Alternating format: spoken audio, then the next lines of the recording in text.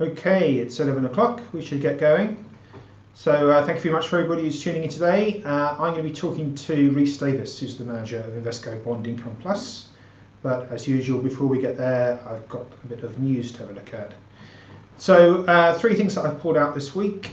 It never stops in terms of restructuring and stuff, but there's no summer lull apparently. We'll see what happens next week. Bellevue Healthcare first. That's a pretty terrible chart, as you can see there. And also, this is not a huge fund anymore, 158 million market cap. The discount is down to about 4.4%. You can see it briefly went to a premium early in the week. And that's all down to the zero discount policy, which we'll talk a bit about more in a second.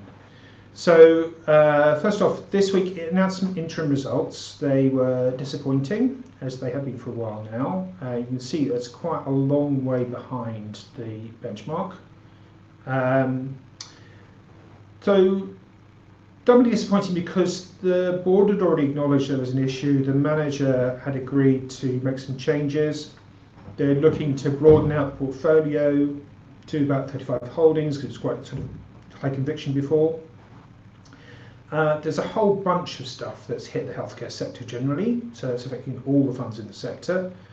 And so there's tariffs is an issue in terms of stuff coming in and out, but there's talk about putting big tariffs on imports of pharmaceuticals into the States. Funding cuts for the NIH, which is all part of the FDA.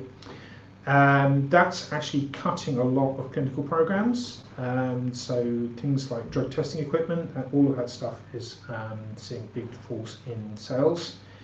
And talk about bringing in more controls of the drug pricing too is kind of overhanging things as well.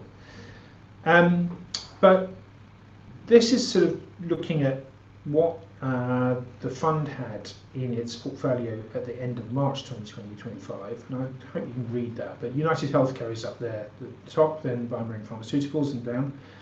And those two graphs are the graphs of those top two stocks, and you can see that in April both of them fell off a cliff for different reasons, but nevertheless quite poor performers, and that is part of the reason why it did so badly.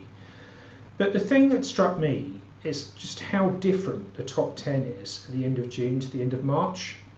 And to me, that's a bit worrying, really, because it implies there's quite a lot of turnover and stuff going on here. I know there's a lot of turnover going on to try and fund these buybacks, but nevertheless, this sort of changing the portfolio too much is, I think, always a bit of a worrying sign, especially in quite a supposed to be high conviction portfolio. I suppose some of that is reflecting in share price moves as well.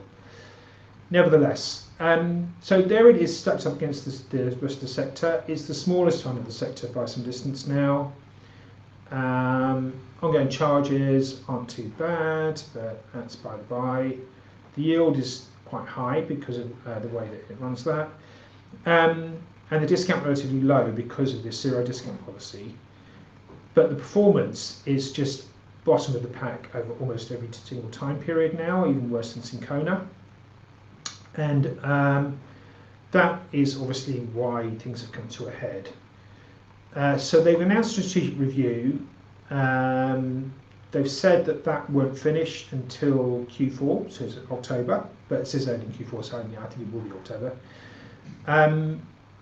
While this is going on, they won't implement their annual reduction facility, but they will keep going with the zero discount policy. I think that's a mistake, to be honest. I think it was always a bit of a daft idea in the first place. It's allowed a lot of people to get out, which is fair enough, but it's created a point where the vehicle is shrinking and shrinking, and it comes to a point where it really won't be worth somebody getting involved. Nobody's going to particularly want to take on a fund that's too small. Nobody's going to want to take over a fund that's too small. I suppose there's still a particular, possible that it could be used as a vehicle for somebody to reverse into who wants to launch a new strategy. But they're basically sort of making the structure, the trust structure itself, unattractive. And I just think they're cutting their options, and that's probably not a good idea, especially when you know that something's going to happen anyway because of the strategic review. So that's that one. Utilico merging, much bigger fund, much wider discount to be fair, 11%, attractive yield, and you can see that the share price has been improving recently and the discount's been narrowing, and that's partly because it's been up in its buybacks. So they've done a sort of review of that too. They've got a continuation vote that was planned for 2026. They knew it was coming. They also got Saba on the register, and so they've been having a bit of a think. You know all about how the fund works because we've been talking to them on the show in recent weeks, and you please do go back and watch that if you haven't seen them. So the structure came with a 12.5% discretionary tender facility, so that's been kind of embedded all the way through. And they're saying, no, we're going to change the way that works. So instead of that, we're going to put a new conditional tender offer in, which is going to be done every 5 years. If we underperform over that 5-year period, we will do a 25% tender at a 2% discount to NAV less costs. And it's straightforward, do we beat the benchmark or not? There's no kind of hurdle in addition to that. The first measurement period we're already into. It doesn't finish though until March 2030. If it had been running previously, the tender offer wouldn't happen because it's done very well.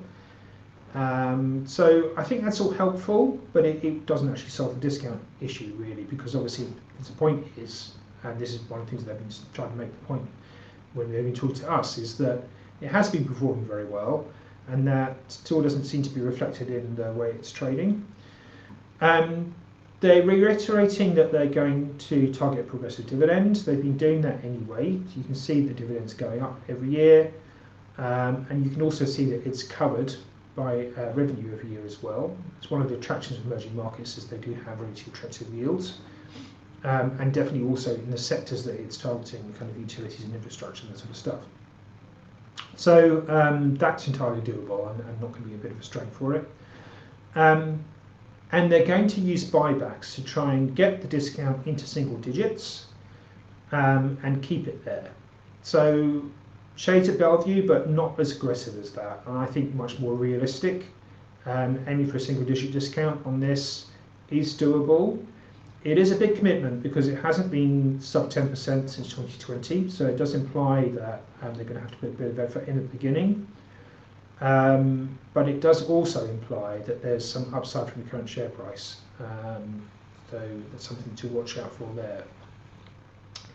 And lastly, I just wanted to have a quick mention of Gresham House Energy Storage.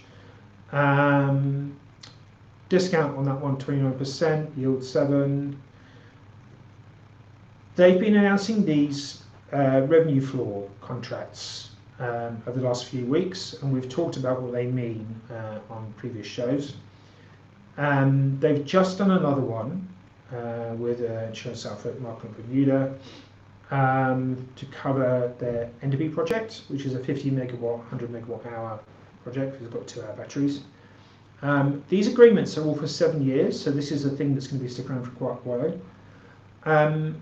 And this time, finally, they've admitted how much they're paying away to secure these revenue floor agreements. So basically, for trading and insurance, like Marco's insurance company, they're paying away 10% of their revenue now every year, and that's something that they seem to be locked in for about 7 years. That's quite a big chunk of money, I think. The obviously attraction is that the revenue is therefore more predictable. Because the revenue is more predictable, it makes it easier for a lender to get their head around lending them money to finance, and they're going to use that money to finance new projects, which hopefully improves the revenue of the whole thing going forward. But they've also agreed to pay away the same sort of deal on new projects too. So I think the question in my mind is, how does the cost stack up for doing this? Is the debt that much cheaper? No, I don't think so. Can you borrow more? I think this is the crucial thing. Probably yes, you can borrow more because of having done this. But is it worth that whole arrangement? I really don't know, and it's something that I think we're going to be debating as we look over the next year, especially if Gore Street doesn't get nobbled by RM, And we've had some more news this week that the independent voting people have been coming out saying we don't agree with our, we say stick with the existing board, as this is what I said last week. And so if Gore Street doesn't do it and Gresham does, I already showed you last week that Gore Street's been earning more money on its UK batteries than Gresham has. And that might be cemented in for the foreseeable future. Whether that's reflecting the ratings or not, we'll have to wait and see. Anyway, that is enough from me. I'm now going to introduce Rhys. But before we do that, one of the things, we always put these disclaimers up. I don't know if you read them or not. I hope you do. They are designed to be read. One of the things we always say is, if you're located in a jurisdiction where you're not supposed to be watching this, please switch off now. Invesco have asked us to sort of reiterate that point before we talk to them, so this is really aimed at UK investors only. So, let's now talk to Rhys. I'm going to give you control of the slides. Hang on 1 second. There you go. So, as usual, please just sort of tell us about you, tell us about the fund, and then we'll get to some questions. Great, thank you, James. Hopefully you can hear me okay.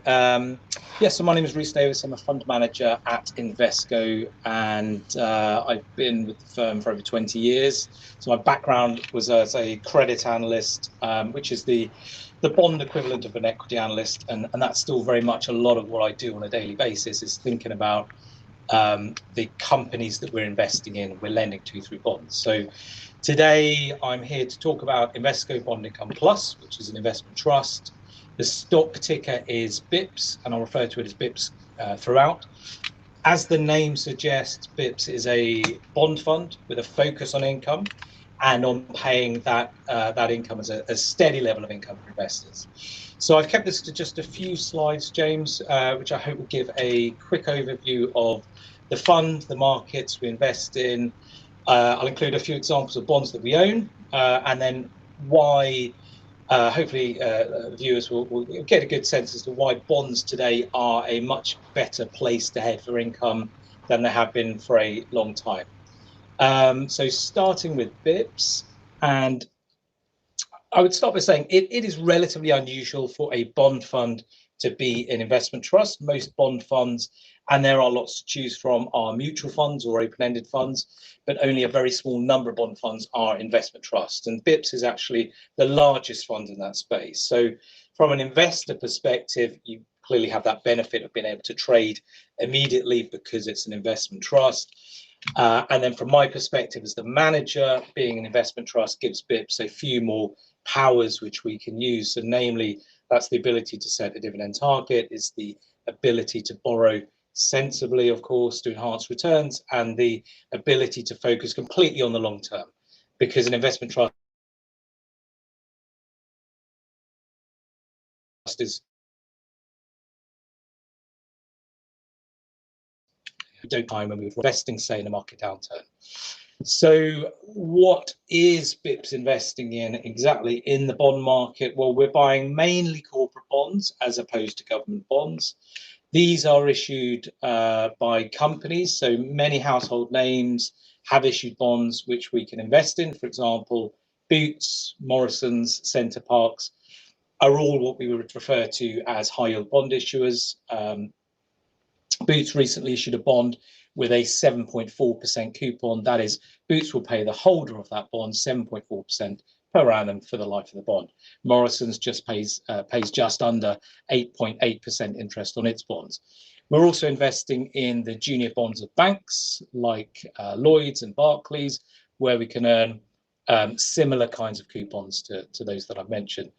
And in my view, the point of a bond fund, any bond fund, is that it's giving investors access to the bond market. So for an individual investor, it is very hard to access the bond market directly. For example, the majority of sterling corporate bonds require a minimum of £100,000 investment.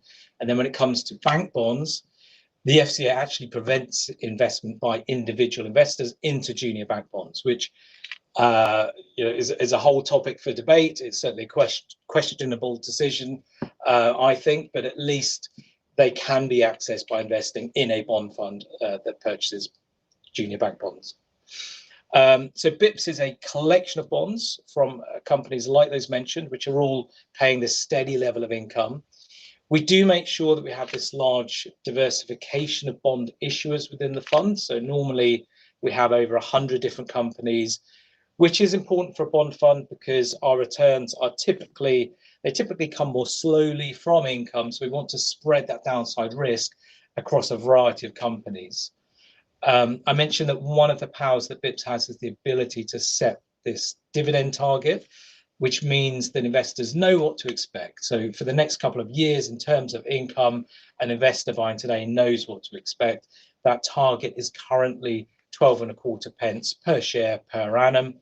We pay that quarterly. That gives a yield on today's share price of around 7.2%. And I would add that the bonds within the portfolio today are generating BIPS a yield which is higher than that. So it's higher than that 7%, but we're choosing to keep some of that income within the fund so that we can reinvest it.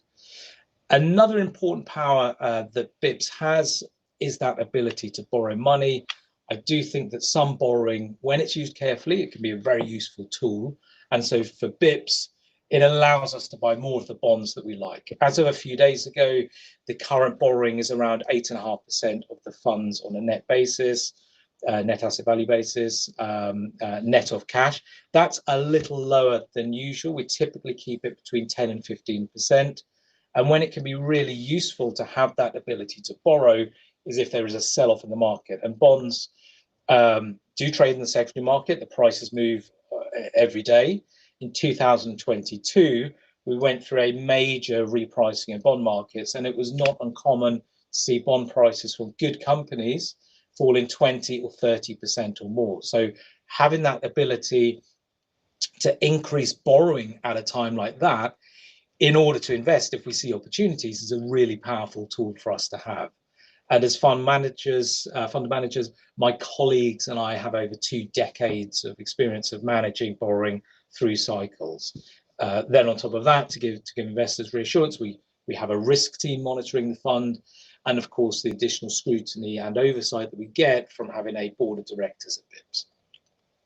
The final point I would make on borrowing is that there is an upper limit which is set at 30% gross asset value.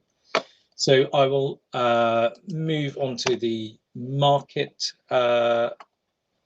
now, and here's my market slide. God, there it is. As a few years ago, as I'm sure you know, bond yields were much lower across the board, and that was the main issue if you were looking for a higher level of income. Today, it is a very different story. Bond yields are much higher. A 7% plus income from a diversified portfolio of bonds is achievable. This chart is the yield on the European high yield market, which makes that point. It's been several years since we've seen yields like this in our market. So putting to one side that brief sell-off that we had during 2020, it's been around a decade. And as you know, in 2022, it was inflation that really changed that picture. Inflation, you have to remember, is the nemesis of bonds. That was a lot higher than most people had expected. That had coincided with bond yields starting the year at very low levels. So if you look at this chart, you can see even the high yield bond market in Europe offered an average yield of only 3.4% at the start of 2022. It's now just below 6%, which is obviously far more exciting for income investors. What I'm going to do next then is talk about a couple of examples of bonds to bring the market to life a little bit more. So let's start with, on the left-hand side of this chart, BT in the UK. BT needs no introduction, of course. It's a big blue chip stock. And when it comes to its bonds, the company is rated as investment grade. So that means the credit risks are relatively low at BT. This particular bond is what we call a junior bond from BT. And when this bond was issued in 2023, investors did need just a little bit more convincing to buy bonds in general. Inflation was proving a little stickier. And so even a company like BT had to pay this pretty attractive, pretty high coupon of almost 8.4%. For BIPS, that was a very nice bond to be buying, putting into the portfolio. And you can see here, we've also included the price. So the price today is just under 108. Most bonds are issued at a price of 100, and then they're redeemed at a price of 100. So that means not only have we earned the 8.4% income per annum, the bond has also made almost 8% in capital appreciation over the past 2 years. On the right-hand side of this page is a very different kind of investment, because this is a much smaller company, whereas BT was borrowing £700 million with this particular bond. The bond from Newcastle Building Society that we're showing is only £20 million in size. And because of that, it will trade less frequently in the market. It will attract a smaller group of investors. The ability to invest for the long term, though, that third power that BIPS has as an investment trust, means that we can really look through this, and we can hold this bond knowing that we won't need to sell it unless we decide that we want to sell it, unless we change our view on Newcastle Building Society. So it's a business that our analyst is very comfortable with. He's met with the management team, he likes the key features, and we're happy to be invested. If the same bond was issued by Nationwide Building Society, which is the largest in the world, that coupon of 12.25% would have been significantly lower. And so I really like the fact that BIPS can offer investors access to a bond like this that would be otherwise inaccessible to most. Over the page, I will just expand here a little bit more on the risk profile of BIPS and the BIPS portfolio. There are lots of ways to think about the portfolio, how it's invested, but one of the key metrics that we use is the credit rating of the holdings. And we often talk about credit ratings in the bond market, and they are simply a rating of the credit profile of a company that is issued a bond. So much like a personal credit profile, it will be impacted by things like the amount of debt a company has, its size, the amount of cash flow that it makes. And the best quality credit profiles are referred to as investment grade bonds. They also offer the lowest yields, as you would expect, because they're deemed to be safer investments. And then as you move down the rating quality spectrum, get to double B, single B, and triple C. And those ratings from double B and below are referred to as high yield bonds. So today, the BIPS portfolio actually has a lot more investment grade rated bonds than it has done for many years. And that reflects the high yields today. So even from the investment grade market, we can earn more yield today than we could do. So 4 years ago, I checked earlier, 4 years ago, as of today in 2021, the sterling investment grade market, for example, was yielding below 2%. It was around 1.7%. Today, it's over 5%. And that investment grade part of the portfolio will perform better should there be an economic slowdown. But at the same time, the high yield bonds in the fund are paying more yield to offer us more compensation for those risks. So weighing it all up, today when we're looking around the world, I would say there is uncertainty out there. There's uncertainty around inflation, around the impact of tariffs, and yields are a little lower than we would like to see with that in mind. So the portfolio is positioned more cautiously, with roughly around 1/3 invested in investment grade rated bonds and 2/3 in high yield bonds. So to conclude, we like the higher bond yields that are available today. If you're looking for steady income, then bonds can be I think, a very useful investment.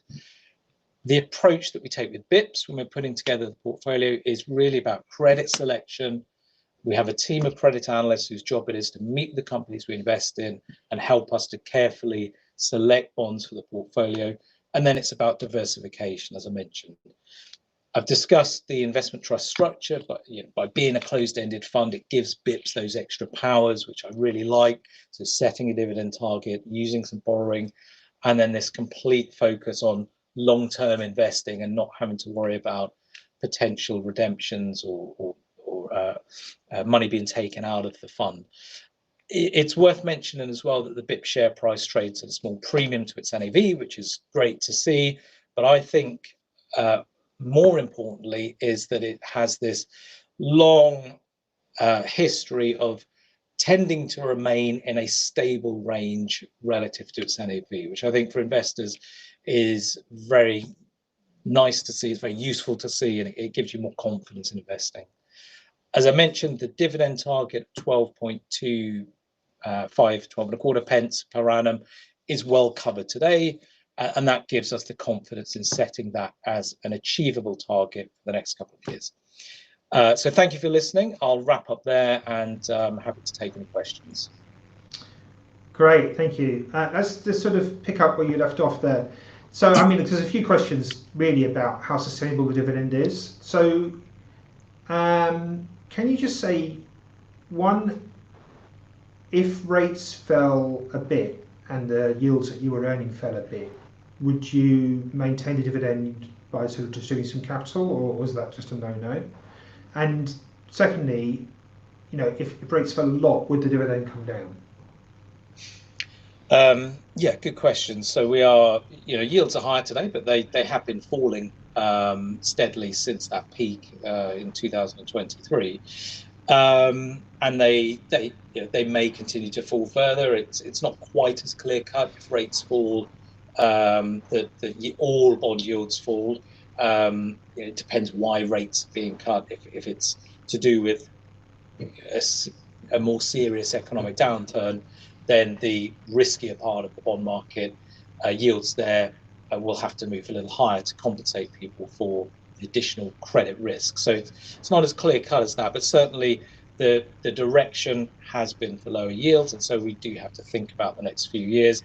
So that target today is based off a view for the next 2 to 3 years in terms of the portfolio that we have today. So we can run that forward, and the great thing about having a bond fund is that we know what the income generation is of the holdings today for the next couple of years. Over time, those bonds will start to be redeemed, they will be maturing, and they'll be called. But for the next 2 to 3 years, we've got a pretty good picture. So that gives us confidence with the dividend target. Would we dip into capital? We haven't done. We've tried to avoid that historically. It did get very tough at the tail end of 2021 when yields were at very low levels and we were not comfortable investing in the market. So we've also got to think about that. You know, it's all very well having a dividend target, but we've got to be comfortable trying achieving it with what's available to us without taking too much risk. So that's always a balance to be had as well. Even so, at the end of 2021, we were able to we were just about able to cover from income. Looking forward, we do have some reserves. So this is the income that I mentioned that's being earned but is not being paid out. So there is the ability to dip into those first before we'd have to think about capital. So for the time being, I'm not concerned around that. But at some point in the future, if yields just continue straight line down, we'll have to keep thinking about how we do cover the dividend, but certainly dipping into capital is a very, very last resort, and we have the reserves to get through first. Okay, great, that's brilliant. Just because there's like a lot of questions about falling rates, I suppose because of the rate cut yesterday, but should investors, when they're looking at how the fund might perform, should they be keeping an eye on what the base rate is doing, what the short-term rate is doing, or should they be looking at what the long-term rate is doing, the sort of like 10-year gilt yield, for example? Where do you keep the maturity of the portfolio? Yeah, that's a good question. I mean, that should be thinking about both, and we're not just invested in the UK market as well. So we're investing globally. There is exposure to the US, there's exposure to Europe, and there's some emerging market exposure as well. So we are thinking about that, and our job as fund managers is to really try and do that on behalf of the investor. So we can worry around the duration risk, we can worry about the credit risk, and try to put together a portfolio that achieves the income whilst managing those risks. The modified duration on the portfolio today is around 3.6. So that's a number which tells you if the yield on the portfolio was to fall by 1%, the price would rise by 3.6%. So it never quite works like that, but that gives you at least a reference point to think about the portfolio. That's relatively low compared to other parts of bond markets. Obviously, if you've got a 10-year bond, then the modified duration on that is much higher. The average maturity on the portfolio is a slightly different figure. It's around 4.5 years. So that again gives you a sense as to how long the current portfolio will be in place for, and we'll have to rotate it. So we're in a rate cutting environment at the moment. We saw another quarter point yesterday in the UK. We've now had 1.25% worth of cuts in a relatively short amount of time, and that will have an impact on the economy. There should be some benefit to the UK economy from that. Similarly, in UK and the US and Europe. The challenge when we're looking at the bond market is to think about what is going on with the economy as well. So the riskier, the more we move down that credit rating spectrum, so into high yield, and the more we move down that part, the high yield spectrum, so from double Bs to single Bs to triple Cs, there is more exposure to what is going on in the economy. So if rates are being cut because the economy is tanking, then that's not good for that part of the market. If rates are being cut, and I think the Bank of England is actually doing a pretty good job of this, so if they're cutting rates to kind of, to give a little benefit to the UK economy, but it's not panic stations. We've got some slightly weaker employment data in the UK, but it's not. There's nothing to be panicking about at the moment. If that's the situation we have, then it's kind of okay for most bonds. It's good for government bonds. It's good for credit, and it's okay for the weaker parts of credit. We really do think about, when we're investing in that weaker part of the credit profile of the market, we're thinking about the potential risks ahead around the economy. So investing in companies where we think that over the next couple of years they'll be able to cope if there is a weaker economic environment. So we're already thinking about those risks. But generally speaking, I think at the moment the biggest concern, if you're thinking about the bond market, is what is inflation doing. So it's a little stickier in the UK at the moment. It looks like maybe we're going to be popping back up to high threes for next year. It's not where we were at 10%, so that's good. But we do need to think about being in a potentially a slightly higher inflation environment, and what that means for us all having to get used to higher yields. So lots and lots of moving parts. We could have tax hikes coming, some kind of a fiscal event in the autumn. We could see more cuts in November because of that. So lots of moving parts. And like I say, what I would like to think we can do with BIPS is to kind of take away some of that that analysis from the end investor, and let us worry about the credit risk and the rate risk. Yeah, great, brilliant. You mentioned earlier about possibility of some borrowers calling their bonds. Can you just explain what that means? And there's a specific question about the possibility that the AT1 bonds, which I think are part of the bank debt structure, might get called early. Is that something that you worry about? Yes. So for anyone that doesn't know as much about bonds, then yes,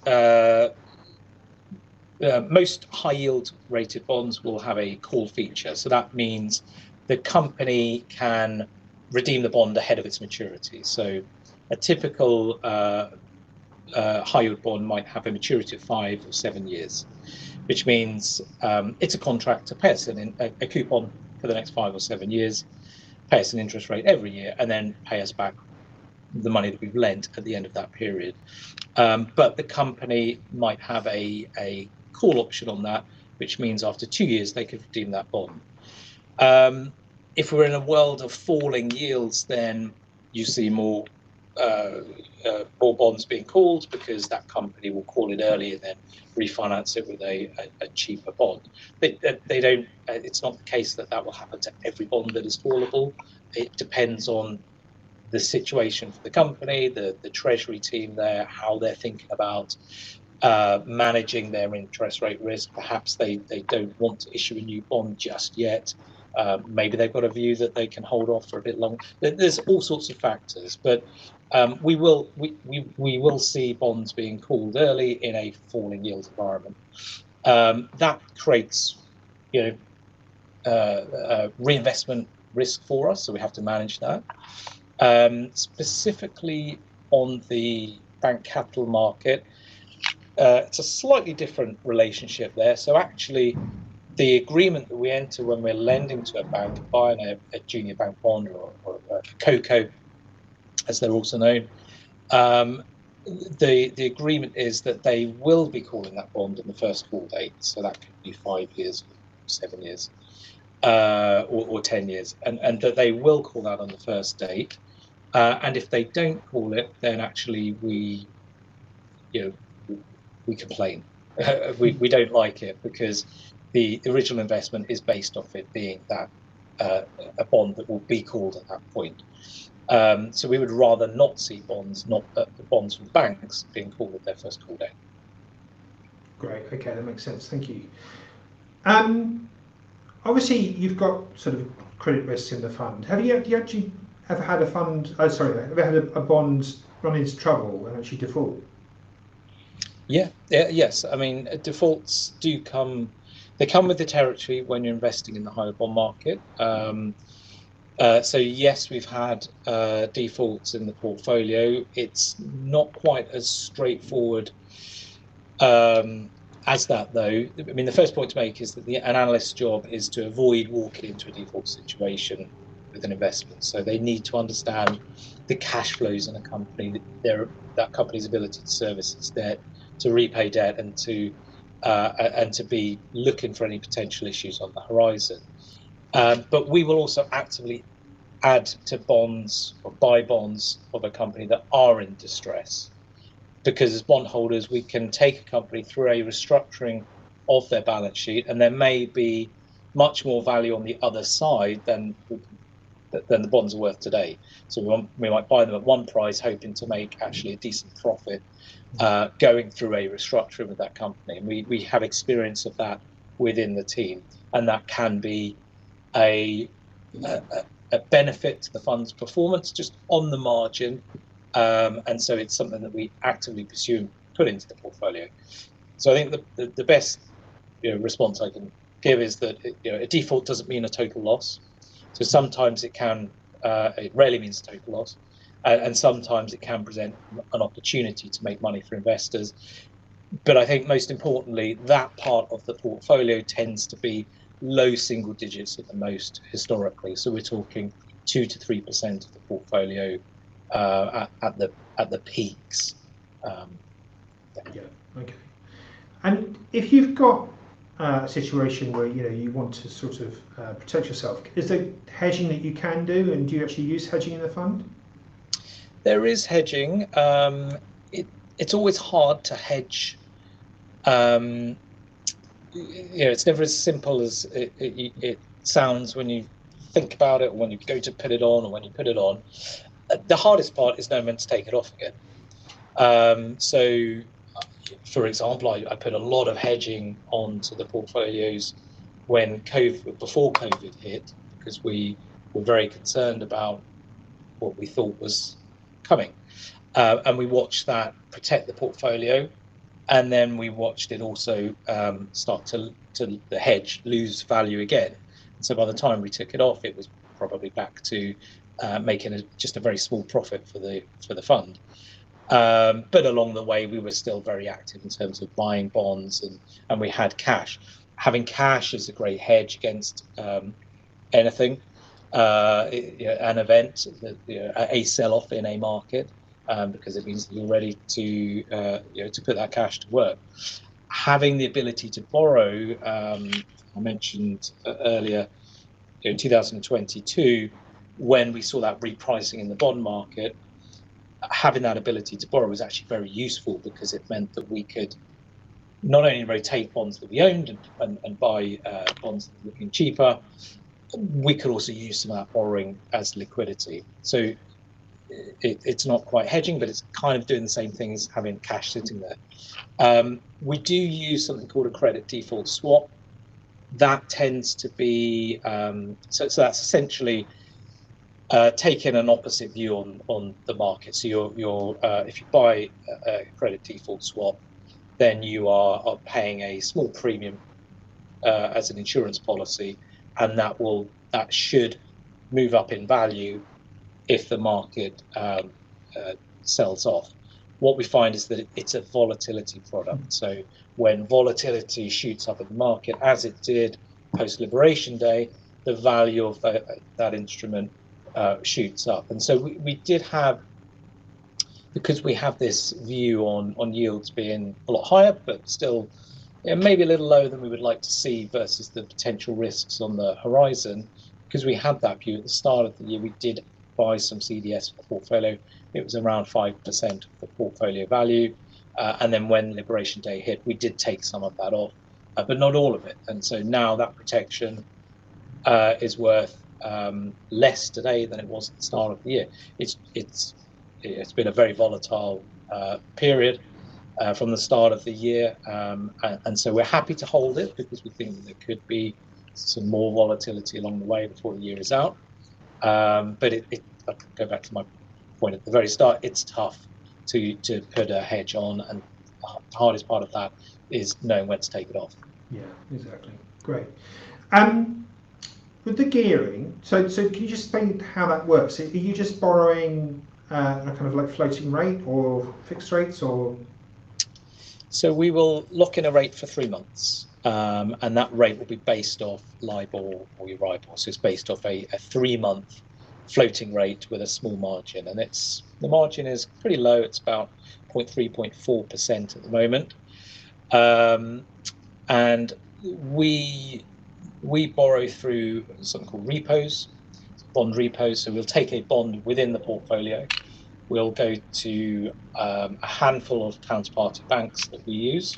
These are very big banks.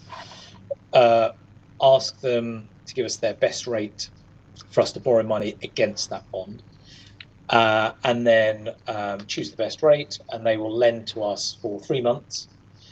And at the end of the 3 months, we'll typically repeat the process and look for the best rate again. So there are maybe 20 to 30 bonds within the portfolio that we're currently doing that with. We retain all of the benefits. So the coupon, the income, the interest rate from that bond belongs to us, belongs to the BIPS. The only payment out is for the interest.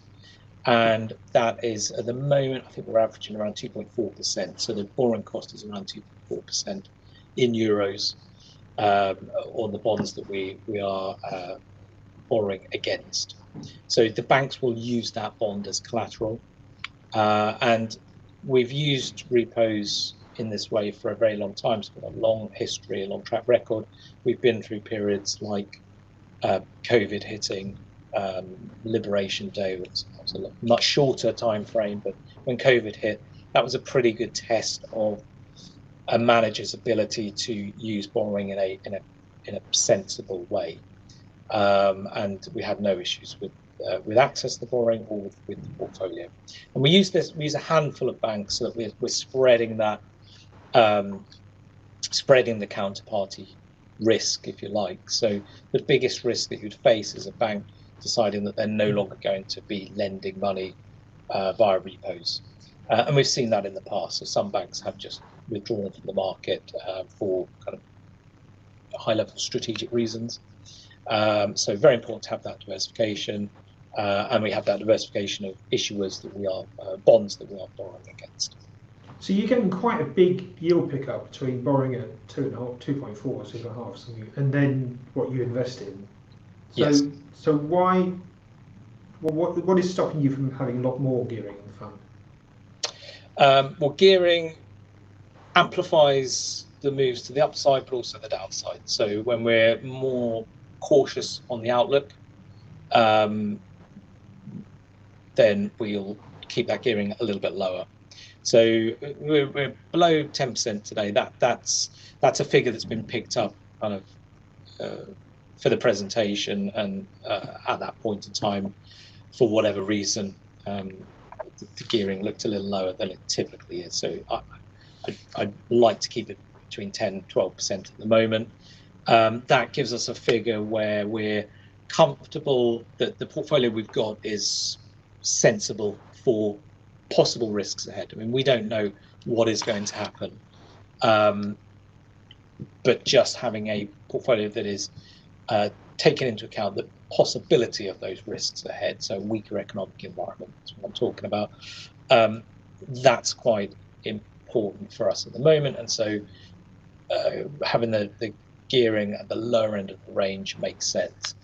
We're still generating all of the income that we want and more, so I'm comfortable with it at that level.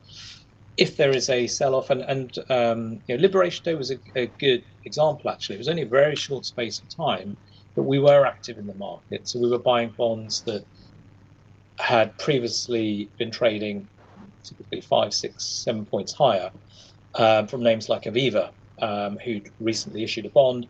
We picked that bond up at a 5-6 point discount to where it had been issued, and that's now back up at par. So having that flexibility to be able to borrow more than the 10-12% is really useful for those times. So that's why we're keeping it a little lower at the moment.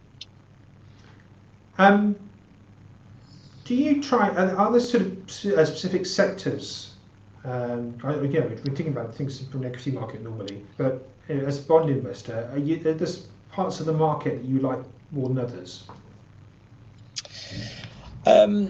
We do focus more on the individual credit story of a company. So, auto suppliers is a sector that has been in the press a lot because of it's kind of autos are in the crossfire of all of this tariff noise and news that's happening out there. So auto suppliers are the people that make the parts for the cars, whether it's the wing mirrors or the components for engines.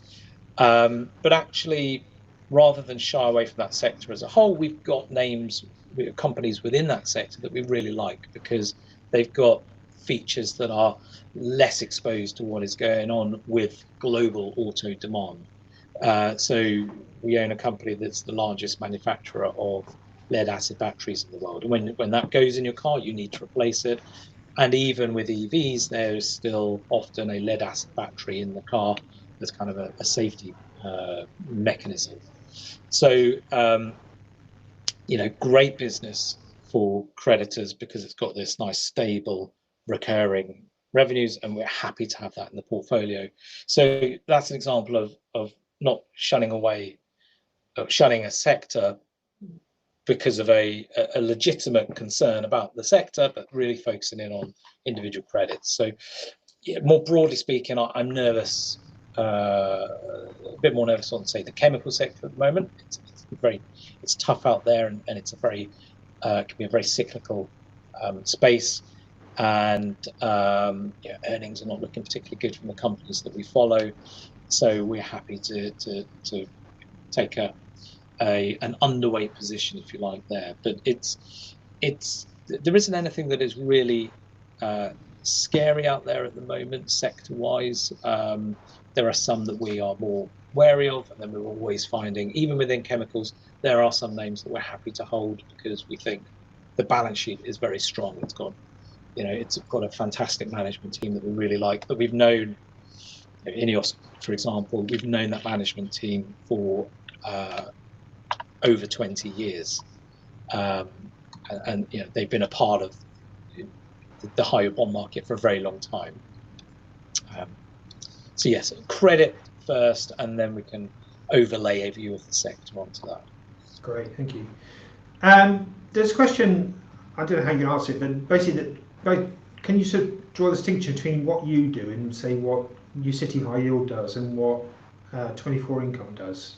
And actually, they are quite different funds to BIPS. They are. So I would sum it up by saying that we're focused solely on bonds. So I think 24 do a lot more in terms of loans, and that gives them the ability to say that they've got a lot more floating rates exposure. So as in they're not the interest rate on the bonds, on the loans that they own, will move around according to where rates are going. And so in 2022, that was great. Rates were rising, and when rates rise, yields rise. It's a seesaw. Bond prices fall, loan prices fall. Sorry, bond prices fall. But if so, they were protected there more than we were in the bond market. So we're bond only. They're doing some loans. Then I would say New City, I think, also has some equity in the portfolio. But I'm not an expert on what they're doing, what their funds look like. I try to just focus on what we're doing with BIPS, which is investing in the bond market and focused on that, getting that decent level of income that we've got confidence in to be able to give a dividend target. So one of the things that's nice to see, I mean, the fact that you're trading at a premium, so you're issuing stock, and the process of issuing stock at a premium is also helping the NAV, which is all good news. I mean, compared to the amount of money you run generally, is this a relatively small part of it? It's getting bigger. We used to say, well, it's a small part of what the team manages as a whole, but we're now up to over 400 million of portfolio size. So for me personally, I manage 3 funds, totaling 4.5 billion, and so this is 400 million. This fund is 400 million of that. So BIPS is now, we're reaching that point where it's the size of the holdings means that it's starting to stand on its own 2 feet in terms of size within the markets that we're investing in. So within the higher bond market, it's not a small fund piggybacking off our big funds. It's getting bigger, and it's great to see the issuance that we've had. We had a share placing at the start of 2024, which raised about 13 million pounds.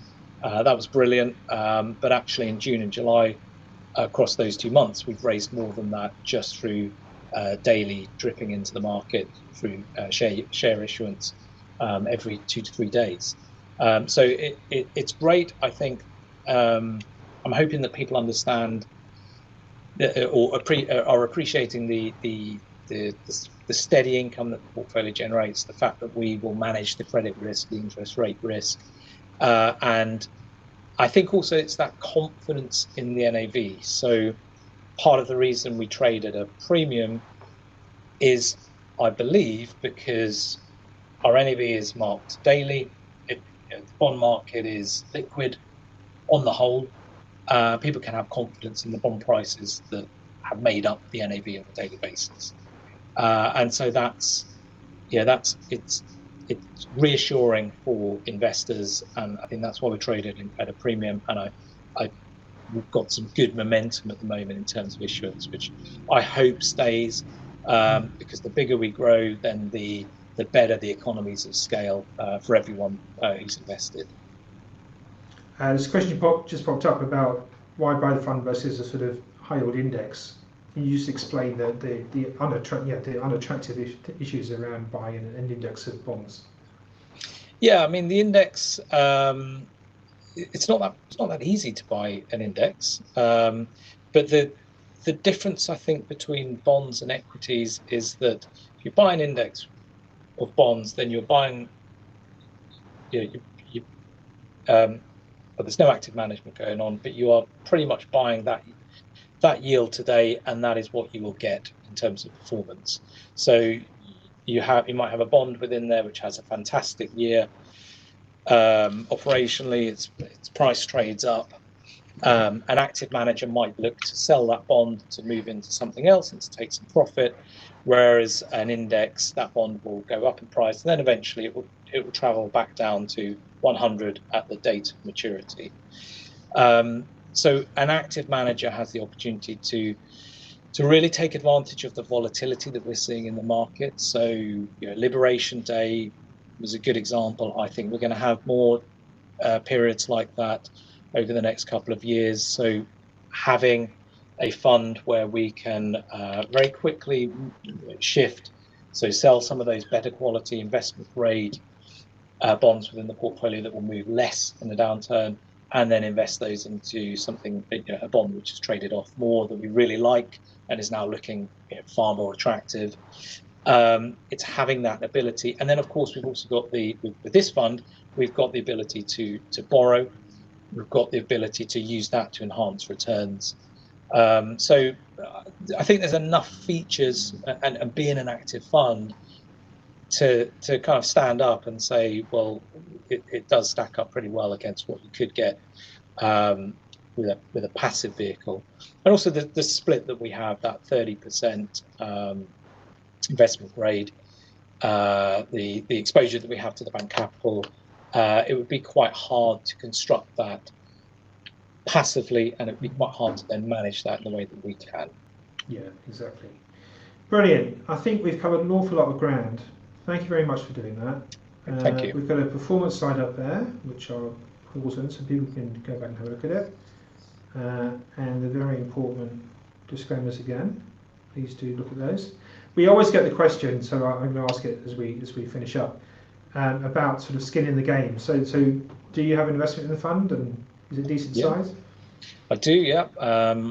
I have it in my pension. I have it in my deferred bonus. So not all of our bonus here is paid up front. It comes over 4 years. So every year I will put some of my deferred into BIPS. And my wife and my 3 children will have it in their ISAs. Brilliant. Thank you very much indeed. So thank you for that, Rhys. All very interesting, and we will get you back again soon, I hope. And in the meantime, everybody, thank you for tuning in today. Do have a good weekend. We will be back next Friday. I'll be talking to Craig Martin, who's the manager of Vietnam Holding. And so in the meantime, I hope markets treat you well. Bye-bye. Thank you.